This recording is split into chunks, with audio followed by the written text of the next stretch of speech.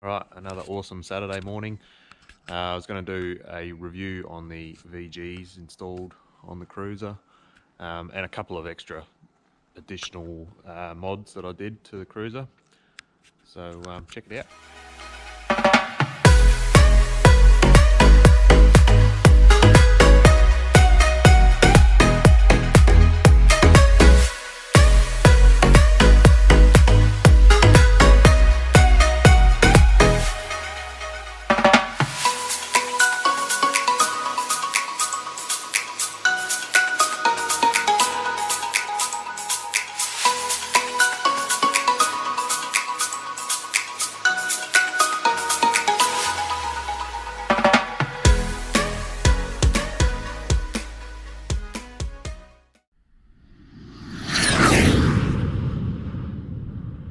So one of the mods I did with the tank is vent it with this tube on top of the cap, so if I get any overflow from the cap, it's not going to go on to the top of the wing, and also it drops down below through the bottom of the wing, so drains out the bottom.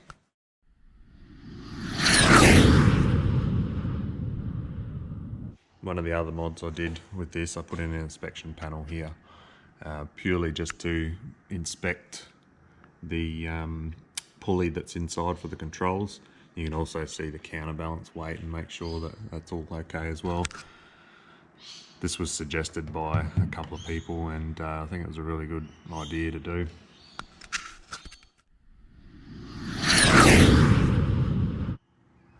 The other thing was the brake lines. Just did a P clamps down that to hold the brake line nice and sturdy.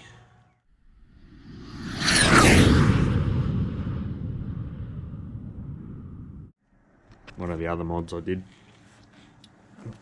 in the build was a third seat in the back. There's plenty of room in the back of this, even with the seat in there.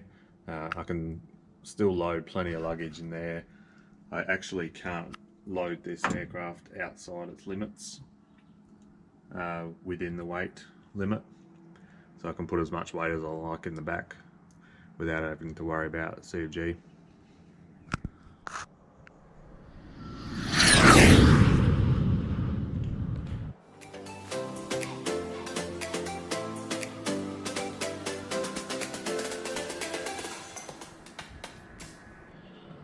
So the VGs from Stolspeed are in this nice little box, and really easy to put in. It comes with some instructions. There's also plenty of instructions on the actual website as well. The even comes with these templates, easy enough to put on, and all they are is tiny little plastic feathers that stick onto the actual top of the wing. Quite a cheap modification to improve stall speeds and low speed handling. The VGs that I installed, quite easy to do. They just stick onto the top of the wing. So there's a total of 96 across the top of the wing, another 12 I put across the top of the cabin here. So when I put them on the top of the roof here, it stopped any vibration across the roof. All I did is line them up with that top angle and use the template to do it. I don't get any more vibration now when I put full power at takeoff. The other place I put the VGs under the tail, like they mentioned at Stolspeed, it's about 100mm in from the hinge point back. There's 72 of them in total at 30mm spacings, and got plenty of improvement on elevator authority putting them in. Actually, even the trim tab is a lot more sensitive now too after putting them in. I use a lot less trim. So let's see what sort of improvements we get from the VG. Alright, so we're going to start her up and go up and do some stalls and see what these VGs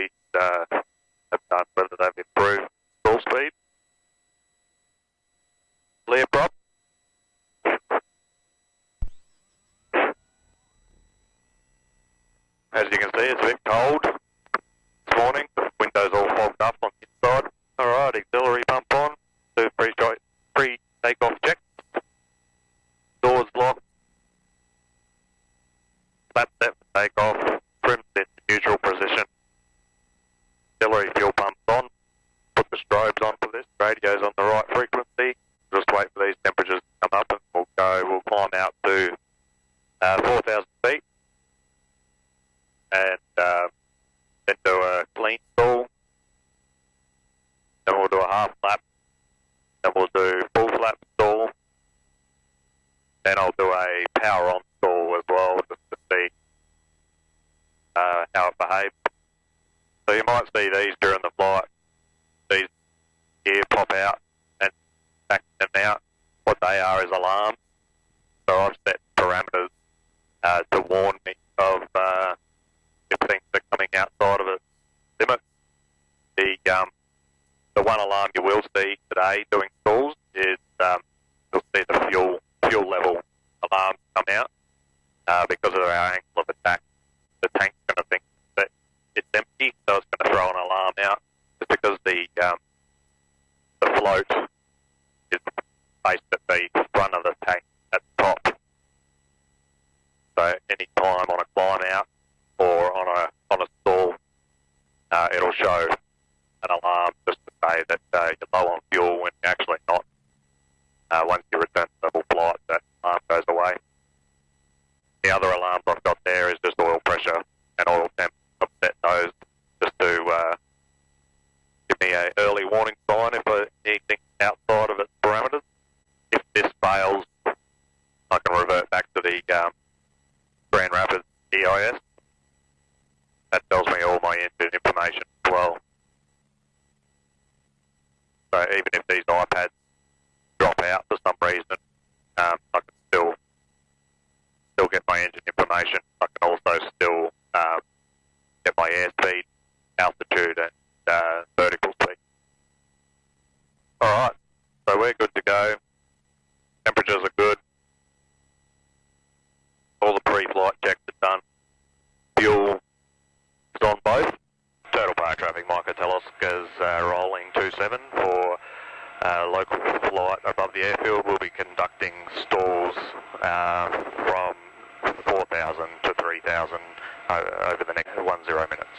Turtle Park traffic.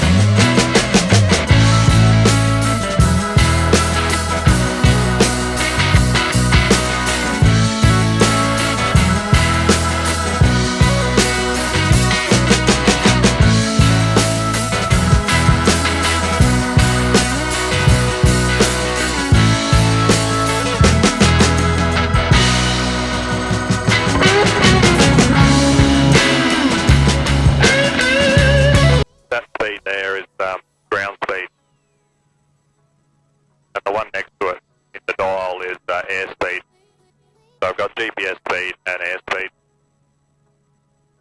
So I'll just do a clearing turn. Make sure there's no one else around. Turtle Park traffic, Mike Kateloska is overhead Turtle Park. We'll be conducting stalls from 4,000 to 3,000 over the next 10 minutes, Turtle Park. Alright, I'll just pull the power back. This is clean, so no flaps whatsoever. I'll just call out speed, I'll keep the ball in the centre, so we're down to 50 knots, 55, 40 knots, and just mushing there at 40 knots basically. I got the stick completely back, I'm still holding it here, I'm losing 500 feet a minute. I can still kick in rudder, turn the plane without any spinning. So there's no potential for a spin. Still turn it this way, I got another right hand rudder. stick full back, all it's doing is mushing. So I'll put the ball back in the centre. Still got the stick back, it's just mushing. We lose 500 feet a minute. I can actually roll the plane too and turn it with the aileron with the stick fully back. Then straighten it and go the other way. So this has got absolutely no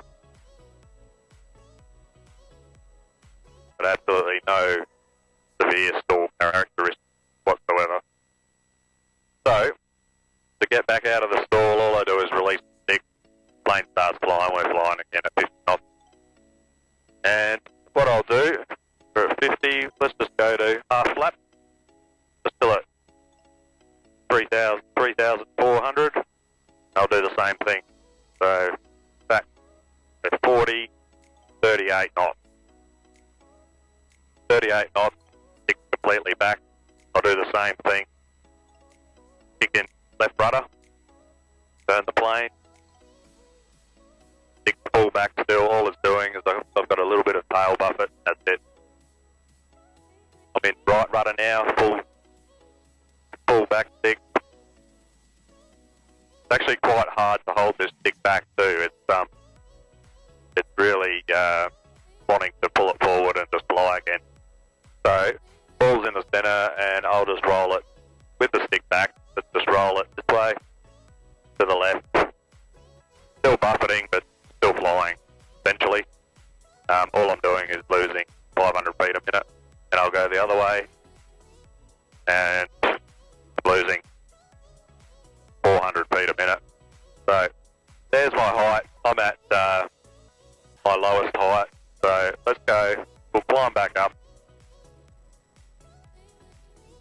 With half flap, we'll just climb up nice and easy, nice and slow. And we'll do a full flap stall, 3.5, another 500 feet, and we'll do a full flap stall. And we'll do it in the same direction, just so there's good reference. Alright, so full flap, slowly climb. And there we are there at 38 knots. 36 ground speed. All it's doing is mushing, losing 600 feet a minute, and I can still put in rudder, turn it this way. With the stick back, all it does is just mush. You lose a little bit more height when you put the rudder in, but it doesn't want to spin. Doesn't want to drop a wing or anything like that. So I've got no wing drop whatsoever. Stick fully back. Alright, we'll get the ball back in the centre. Stick still back. It's actually quite tough to hold it back. It really wants to drop. And we can roll the plane while in the stall. Turn it this way. There. Roll it back to the other way. All it wants to do is drop the nose a little bit when you turn. Still buffeting.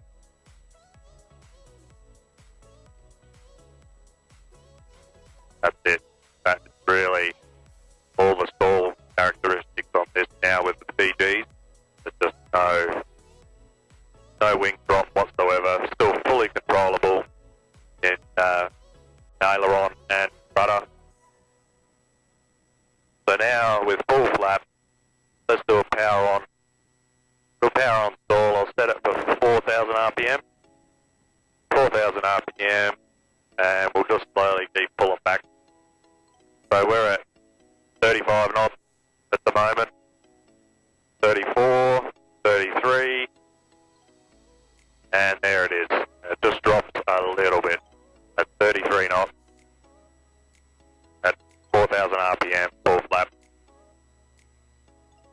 And all it does is slightly drop the pilot side wing a little bit. So there you go, these VGs have really improved the flight characteristics of this aircraft. At slow flight, I've actually got a lot more elevator authority as well. Really sensitive now with the VGs under the tail, and I've also picked up, like I mentioned earlier, I picked up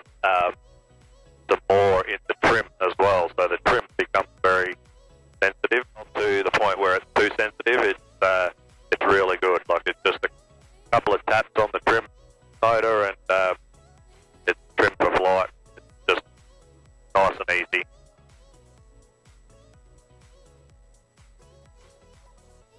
So that's it, really. Benign stalls, really stable aircraft. The VGs have definitely improved performance. Without the VGs, it was stalling around 40 knots. So picked up a couple of knots on the stall, and the main thing I've really picked up before, without the VGs, when I stall the aircraft, I'd actually get wing drop on one side or the other.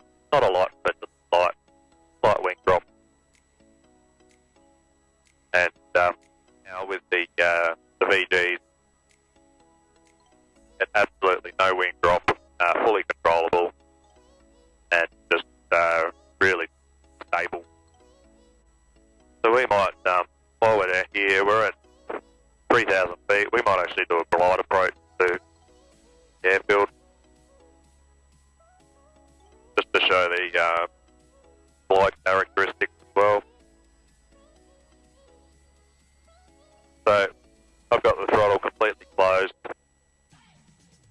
I've still got flaps up. I'm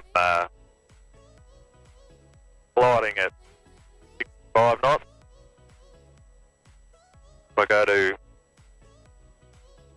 If I glide in at 70 knots, just hold this, and once we get close to the airfield, we'll worry about flaps, slowing the aircraft down then. But basically, throttle's closed, I'm just gliding.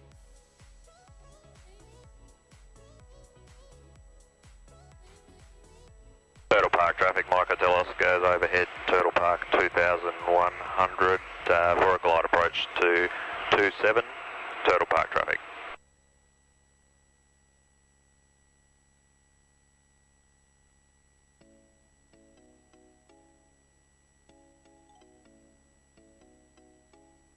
So as you can see, in the event of an emergency, if an engine failure happens, you've got a lot of time to look around and decide where you want to land. In this case, I'm picking the grass runway that we take off from. But if that wasn't there, it'd be a nice smooth paddock somewhere. Put it down and wouldn't do any damage to the aircraft. I've got the airfield off to my left there at the moment. We're at 1,400 feet. I'm just going to glide this way to lose a little bit more height. We're still quite high, but I'll keep the airfield in sight.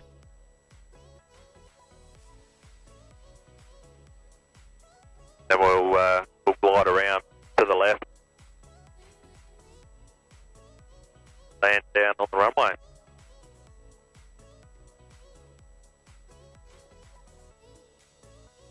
So I'll start turning around. We're at 1,000 feet. Got the airfield in sight there. I'll keep it a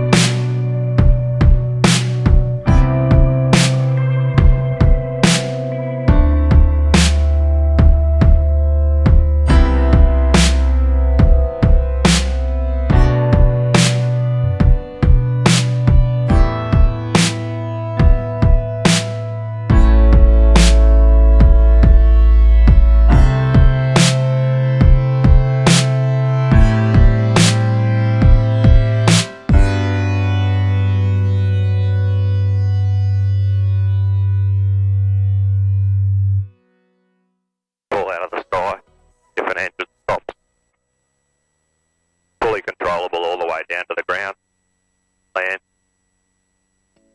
That's it. Hope you got something out of this.